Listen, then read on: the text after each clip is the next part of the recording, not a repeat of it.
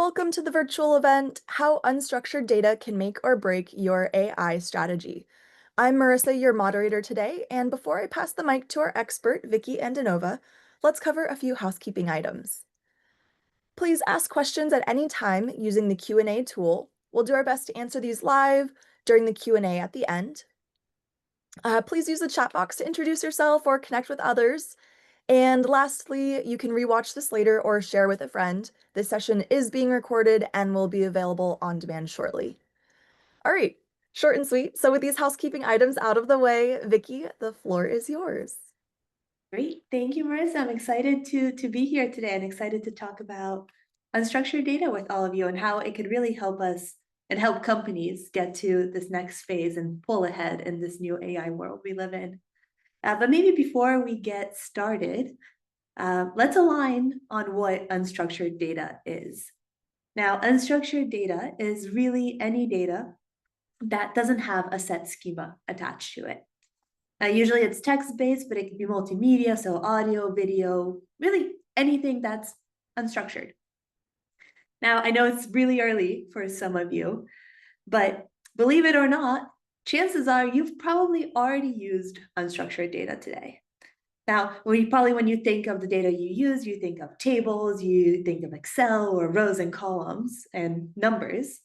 But in reality, for those of you who just woke up, if you opened your phone and checked an email or even responded to someone on Slack very quickly, you've already used unstructured data in your work today.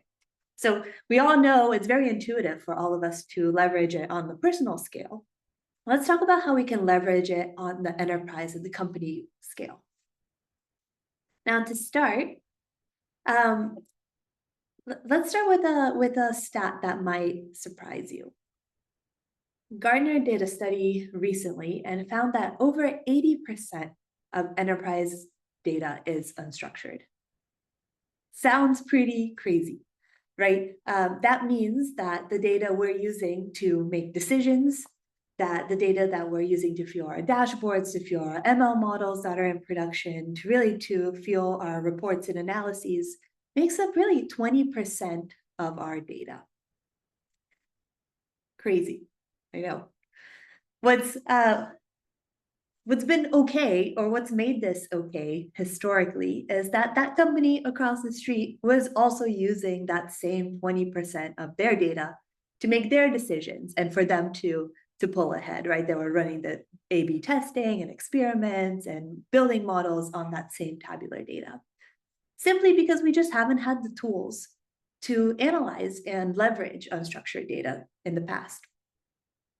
Now, with advanced techniques like GenAI, that balance is rapidly shifting. So in order to stay competitive, enterprises must tap into that other 80% of the data. Today, we'll explore exactly how two enterprises, first, a Fortune 100 insurance provider, and then a Fortune 500 restaurant chain, are leveraging Anomalo to unlock their unstructured data and drive tangible outcomes. But before we dive into that, just very quickly, a little bit about Anomalo. Anomalo is the only independent data quality tool backed by Snowflake and Databricks. Historically, we focused on using AI to scale data quality for structured data specifically. So how do you get to data quality without creating and maintaining tons of rules that are brittle and cause a lot of false positives? Now, recently, with everything going on in the world around us, we've launched our newest product on unstructured data. Now, we started with data quality because that is our bread and butter, and that's where we have the most expertise. But we've also expanded into a product that allows you to operationalize your data. So not only check data quality, but also serves as your one-stop shop for your unstructured data intelligence. And most of today, we'll focus on this, the second step, our workflows that we create in order to operationalize your data. And I'll show you two examples of those. So without further ado, let's dive in, and I can show you how this looks like in the real world. Now, first up is our customer support automation. As I mentioned, the first use case is a Fortune 100 insurance provider. That came to us because they have millions and millions of customer support calls. Currently, they have a kind of a traditional chatbot or automated answering system to respond to those. And what they wanted to do is they wanted to use these more intelligent AI agents to create a better experience for their customers and also reduce costs on their side. So allow them to resolve a lot of these calls without escalating to a human. Now, that is the dream, right? They started with pilots, and the pilots were frankly amazing, right? Everyone was really excited about what AI can do. Everyone is really excited about what AI can do in general in the world. But at scale, that dream broke down. What happened is they saw that the outdated documents and duplicated documents were causing hallucinated and inaccurate responses. The PII in their training data was leading to legal exposure, which their legal team wasn't happy about at all. And contradictory responses just eroded trust in the system, and both the internal trust, but also customer trust in the system, and created a more frustrating, not less frustrating experience for their customers. Now, these are some of the issues that they ran into. But in reality, when you're thinking about data quality for unstructured data, you can really bucket it into 3 buckets. First is the issues that fall into this compliance bucket. So things like PII, abusive language, or proprietary information that could lead to legal exposure or risk. The next bucket is performance-related issues. So think of things that impact the cost of serving these models on a production scale, or even undermine the AI's output or ability to serve correct responses. And then finally is this trust bucket. So these are things that are more emotional to all of us. So things that directly impact the user trust, tone, and perceived intelligence of the AI. This is a little bit of what I was talking about when at scale was giving contradictory responses. That, again, led people to just, and we all have done it, just press 0 until you get to a human. Now, in reality, these aren't just bugs. Oops, sorry. These aren't just bugs. These are barriers to adoption. And this is what stood between them and these shiny new AI systems. So to address these challenges, we help them and set them up with our data quality product. So out of the box, we configured their call transcripts that they use to train their AI on, and configured it on all of the out-of-the-box checks that we usually perform on the data. Now, those out-of-the-box checks fall in those 3 categories: the compliance, performance, and trust. And they immediately saw, you can see here across the top, they immediately saw that over 30% of their documents had critical issues like duplicates or sensitive PII. Now, that was great. They were excited that they could do this. Again, simple, out of the box, flag all of the issues in their data. But with this eye-opening experience also came a lot of fear in their eyes, to be frank. And why is that? Is when you're dealing with 80% of your data, right, that sheer volume of data, it's really not enough to just flag data quality issues. Because in order to fix their AI systems, or in order to make this production ready, they now needed to have people go in and manually review, deprecate, or address and redact each of these documents. Doing so would have meant that not only did they have to spend a lot of resources, again, and manual work from people that they just didn't have the capacity to do, but also meant that they probably would have ended up wasting just as much, if not more, resources that they're trying to save to begin with by automating these systems. And then the final thing about this is, and probably the worst of it, is that if they went this route, they would have had to repeat the process over and over again, maybe next month and the month after, every single time they got new data and they wanted to update the context that these models had access to. Now, we couldn't let them do that or go down that path. So with them in mind, we actually created our newest feature, workflows, and that is that operationalize your data piece that we talked about. What workflows are incredibly flexible building blocks that you can put together really to achieve any goal you might have for your unstructured data. In their case, we help them build a 5-step workflow to identify and correct issues in their knowledge base. So in the next piece, I'll walk you through those 5 steps. So there's a lot of click through. Stay with me and feel free to slow me down if it's going too quickly. So first, the first of the steps is to create our fix issues workflow. So out of the goals for the workflow here, I will select fix issues. And the next step, I need to select the data I want to fix issues for.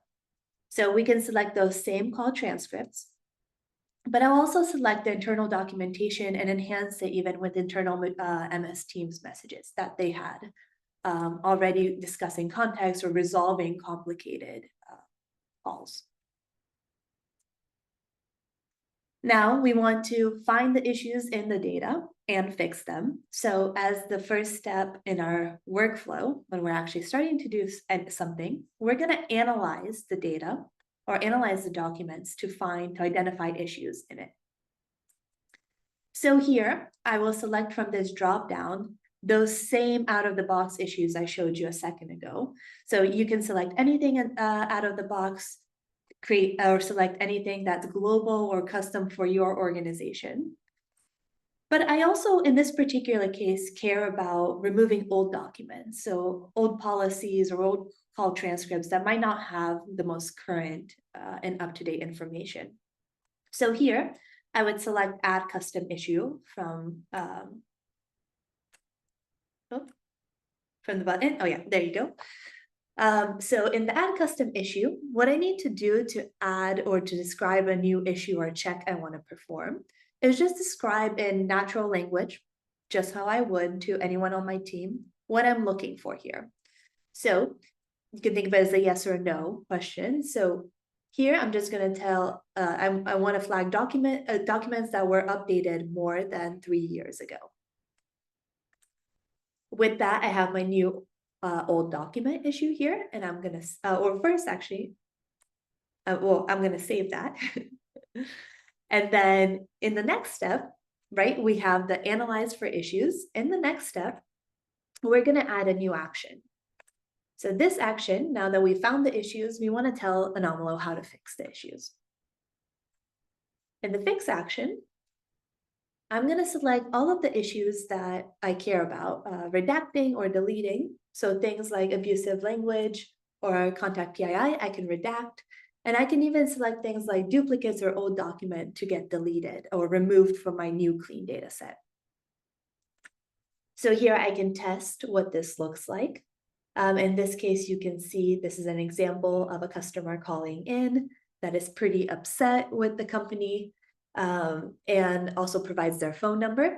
In this case, they would redact both the abusive language and the phone number. So this looks good to me, so I will save it. And that's it. We have the source, we have the analysis, we found the issues we care about, we decided how we want to fix them. The last step is really to decide how we want to save the new data. So for here, I will save it just in my cloud storage bucket. In this case, I've created a cloud storage bucket for this. And that's it. That's all the steps that we have. These are the 4 steps to the workflow. Really, as the final step is just telling Anomalo a little bit more about the workflow and what it's doing. So here I'll give it a name, fix internal documentation, identify and correct issues in internal documentation, and I can set where I want it to notify me. Now, probably the coolest feature for me is the ability to schedule when I want this to run. So I can schedule this to run weekly on the first Monday or on every Monday. And then on that Monday, I can take any new data that came in and do the same thing, process it, and then create a clean set for my GenAI application to constantly be referencing. So it doesn't go stale, and I don't need to go and create a new workflow in order to do this next time. So that was it, 4 steps to create and 1 step to really configure and save it. So that's all it took to go from chaos and staring down a long barrel to confidence. And really the results were immediate. So they saw improvement in accuracy of the responses, they saw improvements in the chat resolve rate, and they could start benefiting from these AI systems right away. They could finally trust their inputs because they can trust their, oh, sorry, I messed up. They can finally trust their outputs, their GenAI outputs, because they can trust their inputs. So that's the first use case, the GenAI use case. Now we can move to a very different use case and a very different company, frankly. This is a beloved restaurant chain that most of you have probably eaten to, as one of my favorites personally. In their case, they didn't have a mission-critical AI project on the roadmap. Instead, they're collecting hundreds of thousands of customer reviews and customer support tickets. And they really wanted to do what they do best and what's been in their DNA since their inception, which is listen to their customers. The problem is they've never had the tools to do that at scale. In their case, their current tools, in order to analyze those reviews, use some traditional BI methods to actually use an external service to take all of those reviews and categorize them into 30,000 predefined categories. But with unstructured data, one thing that is probably the most important thing for it is the context, right? Saying that food at restaurant X is always undercooked, so I love coming to your restaurant. It's actually not an undercooked food issue for you. It's an undercooked food issue for a different restaurant.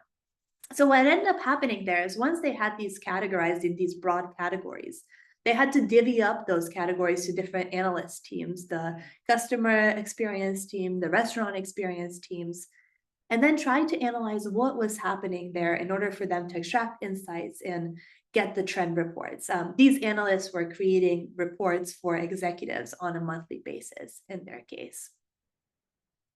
Now, I don't know if any of you have ever had to do work like this, but I've had to do this in my Instacart days when we were working on improving the delivery qualities and the customer experience there.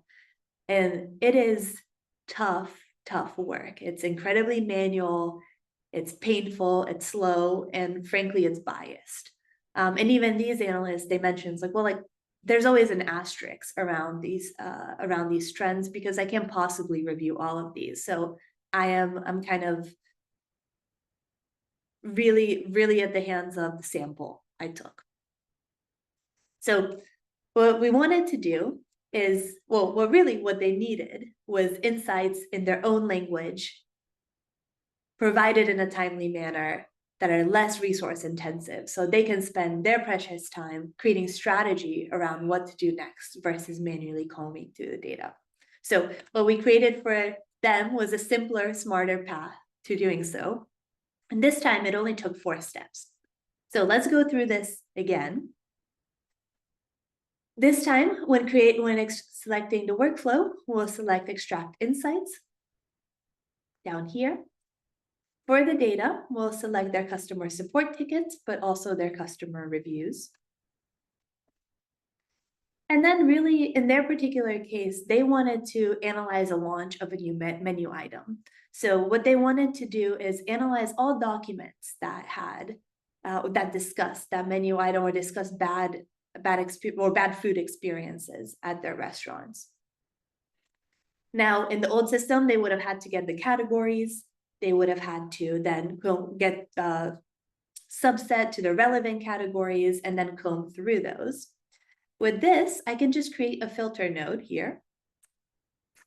And in that filter node, I can again just describe in plain English what I wanted to filter in. You can actually also use conditions if that's what you're more comfortable with, if you want to use the categories.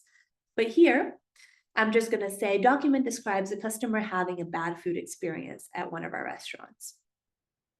And I'm going to save that. And as the last step, I'm just going to create a report. So here for the report, again, I'm going to describe it as I'm tasking someone on my team to do this. So I wanted to summarize the insights from the most common or most severe issues customers complain about, and then surface specific patterns or food items that are most problematic. I will test this, and here I can see the format of what the results might look like based on a small sample of a couple of documents. So you can see the summary up top, and then you can see the key insights in this case. This is publicly available data, not their data, but in this case, it was deluxe cheeseburger, large fries, and then the iced coffee that were the biggest culprits. And it even went ahead on its own without me prompting for it and picked up some top locations by ticket volume that seemed to be most problematic. So that looks great to me. I can save it. And that's all it takes to do this workflow. I have the source, I tell it which documents I care about, and I tell it how I want it to present the findings. Again, as a final step is just naming and description. And this time, as I mentioned, they had to do this on a monthly basis. So I can schedule this to run monthly for the first of the month. Now, what used to take them months to do now takes less than 10 minutes and delivers over and over again every single month. They don't have to create a new workflow. So the biggest thing, the biggest takeaway out of this, I would say, is AI is only as good as the data it's built on or the data it has access to. And today, most of that data for the new GenAI system, the new GenAI world, is unstructured. And because of that, it's unlabeled and largely ignored. So at Anomalo, we believe that it's time to stop guessing and start knowing about your data. So if you're ready to make your unstructured data a first-class citizen in your AI strategy, let's talk, join the rest of the webinars, and yeah, please ask questions. Thank you. All right. Thank you, Vicky. We did have a few questions that came in. So switching gears here to the Q&A, the first question I have here for you is, if I already have a manual way to tag these documents in a table, can you also flag mismatches with the original documents automatically? That's a great question. If I'm understanding that correctly, you probably have a similar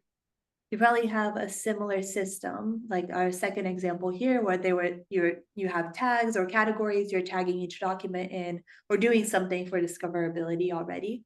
And that's actually one of our built-in checks that we check for. And it was in that middle column from the compliance, performance, and trust. In the performance section, checking for inconsistent metadata between what is tagged in the table or in the file metadata and what is in the contents of the data is something that we do out of the box and something that you can enable as long as you have metadata to bring into the document. Awesome. That answered the question. Thanks, Vicky. The next question is about guardrails. So they say they've got guardrails in their AI stack. Does Anomalo rely on its own LLMs, or can we use our own enterprise instance for everything? So we do two deployment models. That's a really good question as well. We do two deployment models. We do the SaaS model, which you can use Anomalo private models. None of that data is ever leaked to any of the frontier labs, or models are never trained on that data. However, we also, for all these large enterprises, that's not a model they usually go with, to be frank. They like to do everything in VPC with their own models, calling out to their models through AWS Bedrock or Vertex AI, or really natively in Databricks and Snowflake. So we support really both, but we see enterprises go with the NVPC model most, where no data ever leaves their environment, ever even calls any model outside of their control. Got it. Perfect. All right. We do have a few more questions. I think we can get through them all here. This next question says, the point of demos breaking down in production definitely resonated with me. How have you seen companies succeed in deploying AI products? Oh man, the golden question. Um, so that is really the problem we've set out to solve for. Is what we really saw early on was we started with this product 2 years ago when things really started picking up with Gen AI. And again, we started with data quality and how do we solve for data quality? How do we define data quality for unstructured data? And the reason why we started there is as we saw ourselves as well. Like we were demoing a lot of tools or even internal prototypes, but we could never actually put something in production. And it was always that data quality piece that was basically the gap between our staging or a dev environment and our prod environment. Um, yeah, really the only thing I would suggest, and obviously I'm biased, but the only thing you can control here, right? Like these models are now a commodity. The only thing you can control is your data. So how you get to a production level system, how you get to a differentiated production level system is the quality of data you bring to it. It's not having duplicates, not having contradictory context that's going to confuse it, not having low quality content that's also going to confuse it, things like that. Awesome. All right, thanks. We've got another question here. Do you redact or rewrite content at all, or just flag issues? So that second, sorry, that was that first example we just showed. So you can flag the issues, that's the data quality piece, but you can actually build a workflow on top of that to redact or remove problematic data. So right now we support redacting and removing. A couple of features that we have in development currently are flagging for manual review or using LLM as judge, or even fixing the data with an LLM based on your descriptions. Got it. Perfect. I thought that one looked a little familiar, so great. All right, and then this last question here is about unstructured specifically. Where does the unstructured data need to live for Anomalo to access it? Can it read from object stores like S3 or just from DB platforms? Yeah, so we integrate natively with all the big cloud data warehouses. So anything you have sitting in any of those environments, we can plug in. And a lot of you probably heard they've announced a lot of ways to kind of load that unstructured data into them. And we also integrate with all cloud storage providers as well. So things like S3, or like S3 is a great example here, where you can just pull files that you've dumped into S3 and analyze them in the same way. Got it. All right. Well, thank you, Vicky. Thank Um, Oh, let's see thanks for here. joining. I'll go ahead and close us out. So, thank you, Vicky, again for your expertise on this topic. Um, I'll go ahead and let's see, here we go. Perfect. I am sharing my screen. So, looking ahead, you'll want to mark your calendar for a related topic on July 24th. You can hear from Vicky again and the global evangelist of Databricks, um, Ari Kaplan, who will be discussing the impact of AI and unstructured data. We'll drop a link in the chat here in a moment as well, so you can go ahead and register for that early. And then finally, to see Anomalo in action, request a demo. So we'll stick around here for a few more minutes to answer some questions in the chat. But if you have any other questions, go ahead and book a demo to get those questions answered, or just to see how unstructured can work for you and your product. So again, thank you so much for your time, and we'll be in touch. Thank you.